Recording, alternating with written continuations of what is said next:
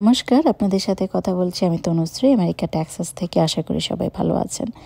আমি সেপ্টেম্বরের শেষের দিকে একটা ব্লগ আপলোড করেছিলাম, যেটাতে শেয়ার করেছিলাম আমার মেয়ের জন্মের সময়কার ঘটনা। মানে এমন কি ঘটেছিল যেটার কারণে ডক্টর যে ডেট বা আমরা যে প্ল্যানটা করে রেখেছিলাম সেই ডেটের 1.5 মাস আগেই তার জন্ম হয়ে যায়। মানে ইমার্জেন্সি সি সেকশন করতে হয়। এমনি তো সি সেকশনেরই প্ল্যান ছিল। আমার প্রথম সন্তান মানে আমার ছেলে সি সেকশনই হয়। তো ওর জন্মের হচ্ছে ডিসেম্বরের 26 তারিখ। তো আমার মেয়ের জন্মদিনটা আমরা সেটাই রাখতে চেয়েছিলাম। তো আমরা যাই চাই না কেন, ভগবান তো একটা ঠিক করে রাখেন। তো আমার মেয়ের জন্ম হয় নভেম্বরের 20 তারিখে। সেই দিনের সেই ঘটনাগুলোই আমি এখানে শেয়ার করছি। আজকে আমি যখন ভয়েস ওভার দিচ্ছি তখন আজকে নভেম্বরের 14। হ্যাঁ, আর কিছুদিন পরে আমার মেয়ের জন্মদিন। তো আমি যখনই বার্থ ব্লগে ভয়েস ওভার দিতে যাই আমার কান্না চলে আসে। আমি পারি না, চাইলেও পারছি না এটাকে আটকাতে। তো আমার কণ্ঠস্বরটা একটু অন্যরকম শোনা যাবে, সেই জন্য আমি ক্ষমা চেয়ে নিচ্ছি। আগের ব্লগে আমি বলেছিলাম যে সকাল থেকে আমি কীরকম ফিল করছিলাম, সব কথাই আমি আগের ব্লগে বলেছি। এই ব্লগে আমি আর বলছি না। তো আমার মেয়ে জন্ম হয় সন্ধ্যা মানে রাত 7:53 আম্বালিকা কর্ড মানে নারী ওর গলায় পেঁচিয়ে গিয়েছিল। 1 বছর আগের ঘটনা, কিন্তু এখনও যখন মনে পড়ে তখন কান্না চলে আসে। আর ভগবানের কাছে গ্রেটফুলের তো শেষ নেই। আমার মেয়ের দিকে যখন তাকাই আমার সেই দিনটার কথা মনে পড়ে। আর আমার একটা অতৃপ্তি এখনও কাজ করে যে আমার মেয়ে তো আরও 1.5 মাস আমার পেটে থাকার কথা। আমার মেয়ে 26 দিন হাসপাতালে ছিল, যতদিন না পর্যন্ত সে বোতল থেকে খাওয়া শিখতে পেরেছে ভালো করে। মানে বোতল যতটুকু তাকে খাবার দেওয়া হতো বোতল থেকে সেটা সে পুরোপুরি শেষ না করতে পেরেছে ততদিন পর্যন্ত হসপিটালে রেখেছিল তারা। কারণ ওকে তো খাবার নলে দেওয়া হতো, যতটুকু সে পারত বোতলে খেতে বাকিটুকু তাকে নলে দেওয়া হতো। কারণ তার যে ফিক্সড একটা অ্যামাউন্ট তাকে প্রতিবেলায় দেওয়া হতো সেই পরিমাণ দুধ। ব্রেস্ট ফিডিং করতো সকালে আর রাতে 2 বার ব্রেস্ট ফিডিংয়ের পারমিশন দিয়েছিল। প্রথম দিকে ব্রেস্ট ফিডিংয়ের পারমিশন ছিল না, ওরা নলেই খাবার দিয়েছে। তার কিছুদিন পরে তাকে বোতল ট্রাই করা শুরু করেছে। প্রথম দিকে 1 বার করে, আস্তে আস্তে করে সেটা বাড়িয়েছে। খাবারের পরিমাণও প্রথম দিকে যে পরিমাণ দিত তার চেয়ে আস্তে আস্তে করে বাড়িয়েছে। আর ব্রেস্ট ফিডিংটা প্রথমে 1 বারে পারমিশন ছিল, তারপরে 2 বার পারমিশন দিয়েছে। তো দিন না পর্যন্ত ওরা কনফার্ম হয়েছে যে হ্যাঁ তাকে খাবারে মানে নলে খাবার দিতে হবে না, ব্রেস্ট ফিডিং এবং বোতল থেকে সে পুরোপুরি খাবারটা নিতে পারবে, ততদিন পর্যন্ত তাকে হাসপাতালে রেখেছে। আর পরে ওরা আমাদেরকে বাসায় আনা পারমিশন দিয়েছে। ও 26 দিন হসপিটালে ছিল। ডিসেম্বরের 16 তারিখ তাকে আমরা বাসায় আনি। ওর জন্ম হয় নভেম্বরের 20 তারিখে। যারা একা থাকে সেটা দেশে হোক আর দেশের বাইরে হোক, তাদের কষ্টের সময়গুলোর সময় ভগবান কাউকে না কাউকে হাজির করেন। আমি এটা বিশ্বাস করি, কারণ আমি আমার লাইফে এটাই দেখেছি। তো বিদেশে থাকলে কষ্টটা একটু বেশি হয়, দেশে থাকলে মানে তারপরে মনে সাহস থাকে যে না, দেশের ভিতরেই যে কেউ যে কোনো সময় আসতে পারবে। তো আমি যখন হসপিটালে অ্যাডমিটেড হই তখন তো আমার হাজব্যান্ড আমার ছেলের সঙ্গে ছিল, কিন্তু যখন ডক্টর বলেছিল যে সমস্যা নেই, রাতটা তুমি এখানে থাকো, কালকে সকালে ডিসিশন নেব, তখন আমি ওদেরকে বাসায় পাঠিয়েছিলাম যে বাসা থেকে খাওয়া দাওয়া সেরে প্রিপারেশান নিয়ে তারপর হসপিটালে আসো, কারণ ছেলেকে সঙ্গে নিয়েই তো আমাদেরকে হসপিটালে থাকতে হবে। তো ওরা তখন বাসায় ছিল। এই সময়ের মধ্যে আবার আমাকে মানে অপারেশন থিয়েটারে নেওয়ার আগেই এখানকার 2 বৌদি হসপিটালে চলে যায়, ওনারা তখন ছিল। আমার সাথে অপারেশন থিয়েটারে একজন ছিল।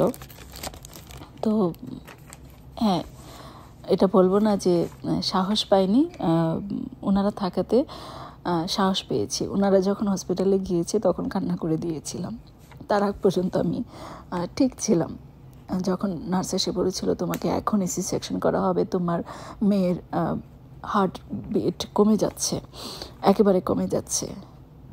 সেই সময়টাতে মনে জোর কিছুটা হলেও ছিল, কিন্তু পরে যখন ওই দুই বৌদিকে দেখে তখন কান্না করে দিয়েছিলাম।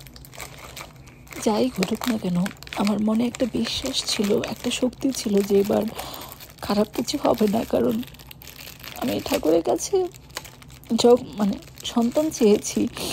আমি বারবার একটা কথাই বলতাম, ঠাকুর যদি তুমি সুস্থ স্বাভাবিক সন্তান দিতে পারো তাহলে দিও, নয়তো আমাকে দিও না, কারণ এর আগে আমার 2বার মিসক্যারেজ হয়েছে।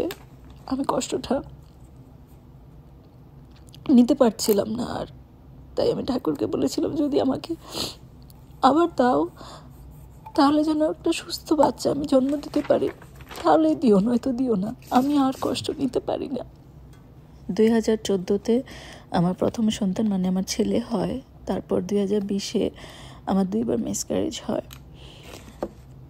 তো 2023-এ যখন কনসিভ করি তখন ভয় তো একটা মনে ছিল, সারাক্ষণ একটা ভয় থাকতো, কিন্তু আমি জানি না, বললাম না, আমি একটা বিশ্বাস ছিল যে এবার ভগবান দিয়েছে, আমি নিশ্চয়ই একটা সুস্থ স্বাভাবিক সন্তান পাবো, তাই ভগবান দিয়েছে। কিন্তু তার পরেও ভিতরে একটা ভয় থাকতো, একটা আশঙ্কা সবসময় একটা কাজ করতো, সব কিছু ঠিকঠাক থাকবে তো। প্রথমবার যখন এই প্রেগনেন্সিতে প্রথমবার যখন আমি ডক্টর দেখাতে যাই এবং আল্ট্রাসাউন্ড করে, আমার আল্ট্রাসাউন্ড করার আগ পর্যন্ত ভিতরে একটা ভয় ছিল, কারণ প্রথমবার যখন মিসক্যারেজ হয় তখন হার্টবিট তারা পায়নি, দ্বিতীয়বার এমটি স্যাক ছিল। তো এবার যখন আল্ট্রাসাউন্ডে যাই আমার ভিতরে এত ভয় যে কি জানি হয়। যখন নার্স হার্টবিট শুনতে পেল, বলল যে হ্যাঁ সব ঠিকঠাক আছে, আমি কেঁদে দিয়েছিলাম। যাই হোক, ওসব কথা বলতে গেলে কান্না চলে আসবে, কাঁদো কাঁদো কণ্ঠে আমার ভয়েস ওভার অর্ধেকের বেশি মনে দিয়ে ফেলেছি। তো এখানে আমি হাসপাতালে একাই ছিলাম, ছেলেকে নিয়ে। ছেলের বাবা বাড়িতে ছিল, কারণ ও যদি হসপিটালে আমার সঙ্গে থাকে ছেলেকেও থাকতে হবে, সেটা ওর জন্য অনেক কষ্টকর। তো আমি একাই ছিলাম, আর এখানে একা থাকা যায়, নার্সই তো সব কিছু দেখে, যে কোনো সময় যে কোনো প্রয়োজনে কল দিলেই তো তারা আসবে, আর একটু পরপর এসে তারা চেক করেও যায়। একা থাকাটা সমস্যা না, তবে একা থাকলে ওই সময়টা তো আসলে মনটা খারাপ ছিল, মনটা খারাপ থাকতো, যেহেতু সারাক্ষণ রুমে একাই থাকতাম। সকালবেলা ঘুম থেকে উঠে আমার প্রথম কাজ ছিল হচ্ছে ঘুম। তো আমি প্রথম যেদিন আমার ডেলিভারি হয়েছে সেদিন রাতে আমি ঘুমাইনি, তারপরের দিন রাতে মনে হয় অল্প সময় ঘুমিয়েছি। ঘুম তো ওইরকম ঘুমাতে পারতাম না, প্রথম দিন তো আসলে শকই ছিলাম যে কি হয়ে গেল এটা। তো সকালবেলা উঠে মেয়ের খবর না নেওয়া পর্যন্ত আসলে মনটা ভালো লাগতো না। যে কোনো সময় ফোন দিয়ে মেয়ের খবর নেওয়া যাবে, কিন্তু আমি সকালবেলাটাতেই ফোন দিয়ে খবর নিতাম। এখানে আমি মিল্ক পাম্প করেছি, তো এটা নিকুতে পাঠাবো মেয়ের কাছে, সেজন্য আমি নার্সকে কল দিয়ে বলেছি এসে যেন নিয়ে যায়। আমার মেয়ে হয় সোমবার রাতে, মঙ্গলবার মিল্ক আসেনি, বুধবারে অল্প একটু এসেছে, বৃহস্পতিবার থেকে ভালো করে এসেছে। তার আগ পর্যন্ত সে ব্রেস্ট মিল্কেই খেয়েছে, কিন্তু ডোনেট করা ব্রেস্ট মিল্ক খেয়েছে। আমাদের দেশের কথা আমি জানি না, তো এখানে ব্রেস্ট মিল্ক ডোনেট করা যায়। তো তাকে ফর্মুলা দেওয়া হয়নি শুরু থেকে, ওখানকার ডক্টররা সাজেস্ট করেছিল যে আমরা চাচ্ছি না ফর্মুলা তাকে দিতে, তুমি যদি অ্যাগ্রি করো তাহলে আমরা ডোনারের ব্রেস্ট মিল্ক তাকে দিব। তো আমরা সেটাতেই অ্যাগ্রি করি, যদি অ্যাগ্রি না করতাম তাহলে তাকে ফর্মুলাই দেওয়া হতো। তো সোমবারে সার্জারি হওয়ার পরে থেকে ভিতরে আরেকটা ভয় কাজ করছিল, ব্রেস্ট মিল্ক কি আসবে, কারণ আমার ছেলেকে আমি ব্রেস্ট ফিড করিয়েছি, এক্সক্লুসিভ ব্রেস্ট ফিডিংয়ে ছিল সে। তো মেয়ের বেলায় যখন আসছিল না তখন একটা ভয় কাজ করছিল যে আমি কি মেয়েকে খাওয়াতে পারবো না। কান্নাও আসতো, একা একা থাকতাম তো রুমের মধ্যে, তখন কান্নাও আসতো, কিন্তু আমি ট্রাই করেছি, বারবার পাম্প করেছি। ওখানকার নার্সরা বলেছে, প্লাস ব্রেস্ট ফিডিংয়ের জন্য ল্যাকটেশিয়ানের জন্য আলাদা ছিল, তারা এসে বলেছে কিভাবে কি করতে হবে। তো আমি বারবার পাম্প করতাম। তো শেষে যখন এসেছে আমার চোখ দিয়ে জল চলে এসেছিল যে না, আমি মেয়েকে খাওয়াতে পারবো। এখানে সকালবেলা খাবার দিয়ে গেছে, এটা হসপিটাল থেকে যে খাবারটা দেওয়া হয় সেটা। আর ছেলের বাবা তখনও আসেনি। ও তো রান্না করে খাবার আমার জন্য নিয়ে আসতো, তো চাইলেই 7টা বা 8টার মধ্যে সে আসতে পারতো না, এর মধ্যে ছেলে আছে। তো সেই জন্য একটু দেরি হয়ে যেত, মানে 9টার মধ্যে সে চলে আসতো, কারণ সে ট্রাই করতো ডাক্তার আসার আগে যেন সে এসে ডাক্তারের সাথে কথা বলতে পারে। 9টা সাড়ে 9টার মধ্যে সে চলে আসতো। তো ওই খাবারটা খেতাম, দুপুরের জন্য খাবার রেখে যেত। আবার সন্ধ্যার আগে মানে বিকালবেলার দিকেই আসতো রাতের খাবার নিয়ে। তো আমি বেশিক্ষণ থাকতে বলতাম না, কারণ হাসপাতালে থাকা মানে ছেলেটার কষ্ট, যতক্ষণ সে থাকবে ছেলেটাও তো থাকতে হবে। আর ছেলেটা তো আসলে অনেক কষ্ট করেছে, সকালবেলা একবার তার বাবার সঙ্গে আসে, আবার যায়, আবার বিকালবেলা আসে, আবার যায়। আর তখন ঠান্ডা ছিল, শীত ছিল তখন। এই বছর অবশ্য শীত এখন পর্যন্ত পড়েনি, তো তখন আবার শীত ছিল। ছেলেটার আবার ঠান্ডার সমস্যাও আছে, ঠান্ডা লেগে যায় একটুতেই। তো সেই জন্য আমার খারাপ লাগতো যে ছেলেটার কত কষ্ট হচ্ছে। সব কিছু মিলে, একদিকে মেয়ে, একদিকে ছেলে তো আমাকে ছাড়া এতদিন একটা না থাকেনি। তার খাওয়া দাওয়া, যদিও তার বাবা সর্বোচ্চ চেষ্টা করেছে ছেলের খাওয়া দাওয়া সব কিছুর দিকে নজর রাখতে, তারপরেও মায়ের রান্না আর বাবার রান্না আমাদের তো একটু পার্থক্য থাকবেই। আমি সোমবারে হসপিটালে ভর্তি হয়েছিলাম সন্ধ্যার আগে, আর আমি বাসায় ফিরি শুক্রবারে। আমাকে বৃহস্পতিবারে রিলিজ দিতে চেয়েছিল, ডক্টর বলেছে এটা তোমার উপর ডিপেন্ড করবে, তুমি যদি একদিন একটু বেশি থাকতে চাও থাকতে পারো, নয়তো তুমি আজকেও চলে যেতে পারো। তো আমি একটা দিন থাকতে চেয়েছিলাম মেয়েটার কাছে, একটা দিন বেশি থাকি, কারণ তাকে হসপিটালে রেখে বাসায় যাওয়ার মন চাইছিল না। যেতে তো হবেই, তারপরে একটা দিন না হয় বেশি থাকে, একটা দিনের হসপিটাল বিল বেশি আসবে। তো আমরা একদিন বেশি ছিলাম, বৃহস্পতিবারে চলে আসতে পারতাম, কিন্তু শুক্রবারে আমরা বাসায় ফিরি মেয়েকে হসপিটালে রেখে। হসপিটালে থাকলেও মেয়ে তো আর আমার সঙ্গে আমার রুমে ছিল না, সে থাকবেও না, থাকতে পারবে না। কিন্তু তারপরেও একই জায়গায় আছি হসপিটালে, এই হসপিটালে আমার মেয়ে আছে, এই হসপিটালেই আমি আছি। যেদিন চলে আসবো, আসতে তো হবেই, মেয়েকে ওখানে রেখে আসতে মন চাইছিল না। বাসায় এসছি, আমার ঘরে তখন নিউ বেবির কান্না থাকার কথা, তোমার জন্যই তো। কোনো কান্নার শব্দ নেই। আমরা 3জন ছিলাম, 3জনই আছি, মেয়ে তোমার হসপিটালে। আমি খুলে দিচ্ছি। ও তুমি আমার ঘর ফাঁকা ফাঁকা লাগতো। ওর মনে হয় তুমি লাইক করবো না বাবা। আমি তো এরকম ঘর চাইনি। এই যে জানতাম, আমি জানতাম তুমি লাইক করবে না। হ্যাঁ, এখানে রাখো। হ্যাঁ, পরে অরেঞ্জ জুস খাইতে পারবা। ওকে, তুমি যেটা তোমার ভালো লাগে খাও। একটু ঢেলে দেই।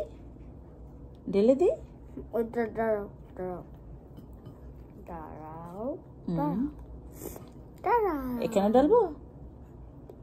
ওলে আমার শানটা ওকে, এখানে রাখলাম তাহলে। হ্যাঁ, তুমি তো খাও। হ্যাঁ বাবা, আমি খাবো। আমি একটু ওট খাই।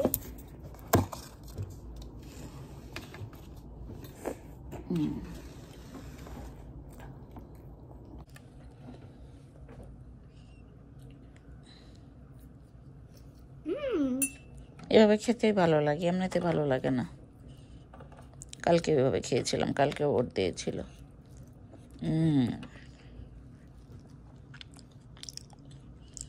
রাতে মুভি নাইট করেছিলে? তাই? আচ্ছা, স্ক্র্যাম্বল এগ খেতে পারো।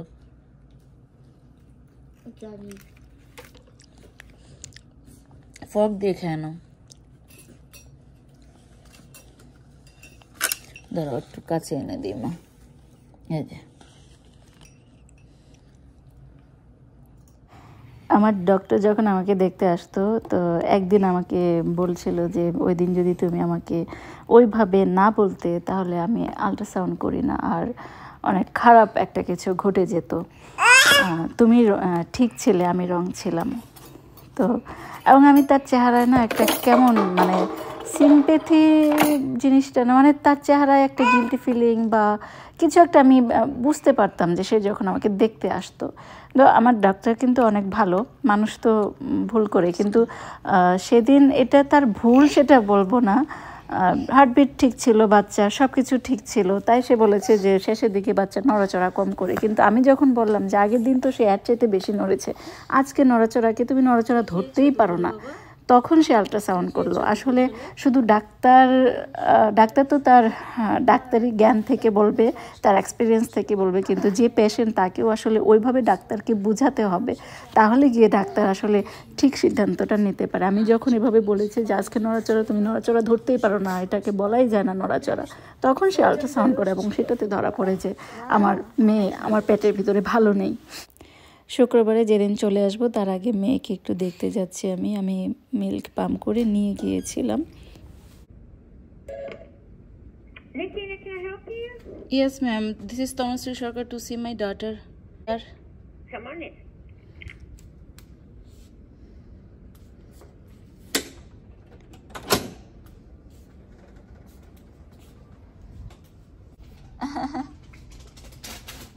Yeah. She's such a pretty girl, too. Beautiful hair. Thank you. Mama. ওই দিন ডক্টরের কথা মেনে যদি বাসায় চলে আসতাম, অথবা ডক্টরকে বলার পরেও ডক্টর যদি আমার কথাটাকে গ্রাহ্য না করতো, আল্ট্রাসাউন্ড না করতো, তাহলে কি হতো সেটা মুখে আনতে ভয় লাগে এখনও। তো ভগবান সহায় ছিল, তাই সব কিছু সুন্দরভাবে হয়েছে। আজকে আমার মেয়ে আমার কাছে আছে। মেয়েকে দেখে এখন রুমে যাচ্ছি, ওখানে গিয়ে দুপুরের খাবারটা খাবো, মানে হসপিটাল থেকে যে খাবার দিয়ে যাবে সেটাই খাবো, তারপর চলে যাব। আমি যখন রুম থেকে বের হয়েছি তখনও দুপুরে খাবার দেয়নি, তো আমি যখন রুমে গিয়েছি গিয়ে দেখি দুপুরে খাবার দিয়ে গিয়েছে। সেদিন স্যামন মাছ ছিল, ভাত ছিল। আমি এখন যে ভয়েস ওভারটা দিচ্ছি এটাতে আমার মেয়ের শব্দ শোনা যাচ্ছে, কারণ সে ঘুম থেকে উঠে গিয়েছে আর আমি তাকে নিয়ে ভয়েস ওভার দিচ্ছি। তো আমি এখানেই শেষ করছি আজকে। সবাই ভালো থাকবেন, বাই।